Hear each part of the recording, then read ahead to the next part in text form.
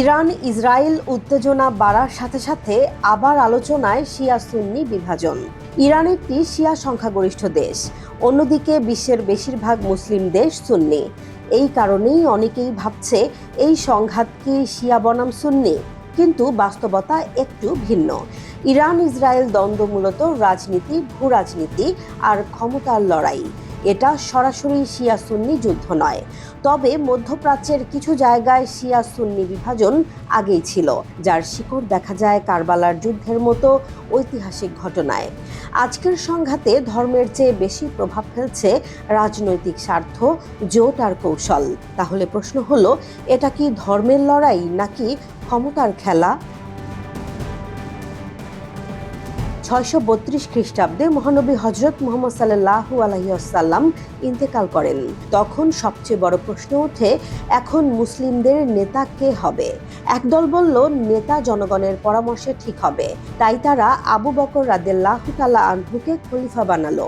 আরেক দল বলল নবী সাল্লাল্লাহু আলাইহি ওয়াসাল্লাম নিজেই তার উত্তরসূরি ঠিক করে গেছেন। তাদের মতে সেই ব্যক্তি ছিলেন আলী ইবনে আবি তালিব, নবীর চাচাতো ভাই ও জামাতা। এখান থেকেই শিয়া সুন্নি দুই দলে বিভক্তি শুরু। তবে একটা বিষয় পরিষ্কার, শিয়া হোক বা সুন্নি, দুজনেই বিশ্বাস করে এক আল্লাহ, এক কোরআন এবং মহানবী হযরত মুহাম্মদ সাল্লাল্লাহু আলাইহি ওয়াসাল্লাম শেষ নবী। এরপর প্রথমে বড় কোনো ঝগড়া দেখা না গেলেও ধীরে ধীরে রাজনৈতিক দ্বন্দ্ব বাড়তে থাকে। খলিফা হন উমর রাদিয়াল্লাহু তাআলা আনহু, উসমান রাদিয়াল্লাহু তাআলা আনহু, এরপর অবশেষে আলী ইবনে আবি তালিব খলিফা হন। তারপর থেকেই বড় সংঘর্ষ শুরু হয়। আলী রাদিয়াল্লাহু তাআলা আনহুর সময় মুসলিমদের মধ্যে যুদ্ধ শুরু হয়। এরপর রাজনৈতিক ক্ষমতা চলে যায় উমাইয়া বংশের হাতে। এর মধ্যে সবচেয়ে ট্র্যাজিক ঘটনা কারবালা। 680 খ্রিস্টাব্দে ঘটে কারবালার যুদ্ধ।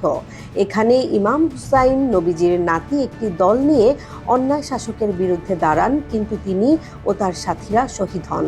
তারপর থেকে কারবালার যুদ্ধ শিয়াদের কাছে গুরুত্বপূর্ণ যুদ্ধ, কারণ এটা ন্যায় বনাম অন্যায়ের লড়াই। তারা মনে করে ইমাম হুসাইন সত্যের জন্য জীবন দিয়েছেন, তাই তারা প্রতি বছর শোক পালন করে। অপরদিকে সুন্নিদের কাছে ঘটনাটি গুরুত্বপূর্ণ, কিন্তু শোক প্রকাশের ধরন আলাদা।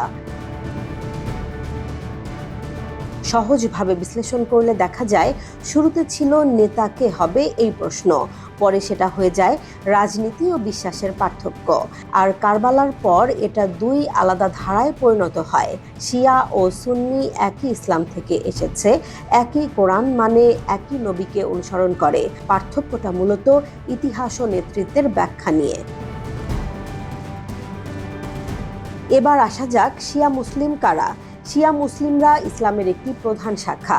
তারা বিশ্বাস করে যে মহানবী হযরত মুহাম্মদ সাল্লাল্লাহু আলাইহি ওয়াসাল্লামের পর নেতৃত্ব পাওয়ার অধিকার ছিল তার পরিবারভুক্ত আলী ইবনে আবি তালিবের এবং তার বংশধরদের। অন্যদিকে সুন্নি মুসলিমরা মনে করেন নেতৃত্ব সাহাবাদের মধ্যে পরামর্শের ভিত্তিতে নির্ধারিত হয়েছে।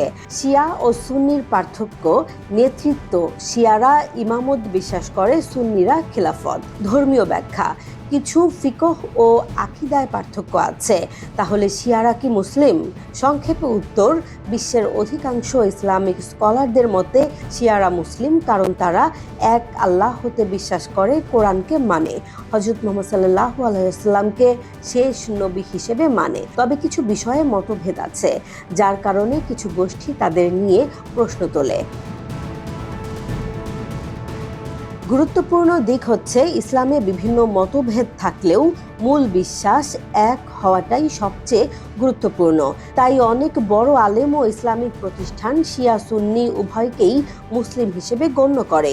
শিয়া মুসলিমরা ইসলামের একটি স্বীকৃত শাখা। মতভেদ আছে, কিন্তু তারা ইসলামের মূল স্তম্ভগুলোতে বিশ্বাসী, তাই অধিকাংশ দৃষ্টিতে তারা মুসলিম। জেসমিন জাহান, নিউজ ডেস্ক, জনবাণী।